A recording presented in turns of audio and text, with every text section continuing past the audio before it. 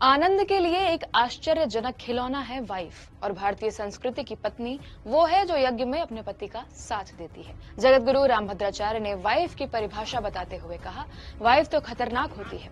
W मतलब wonderful, I मतलब instrument, F मतलब फॉर, E मतलब एंजॉय, यानी वाइफ मतलब wonderful instrument for enjoy. Rambhadracharya के इस बयान के बाद सोशल मीडिया पर विवाद थमता नहीं दिख रहा है।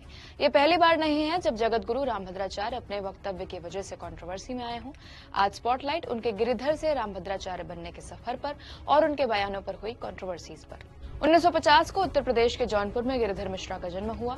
2 महीने में रहुआ रोग यानी ग्रैनुलर कंजक्टिवाइटिस की वजह से वो नेत्रहीन हो गए।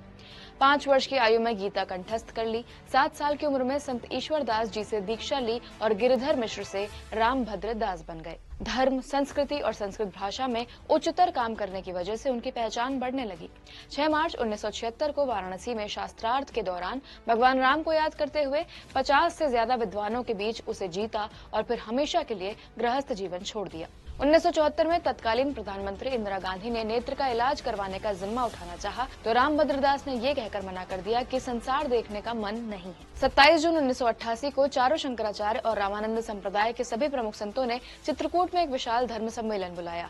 वहां सर्वसम्मति से रामभद्र दास को जगत गुरु रामानंदाचार्य स्वामी रामभद्राचार्य की उपाधि दी गई। जगत गुरु रामभद्राचार्य बताते हैं कि राम जन्मभूमि मामले में पीवी नरसिम्हा राव की सरकार के दौरान उन्हें कल्याण सिंह के साथ 8 महीने जेल में रहना पड़ा था।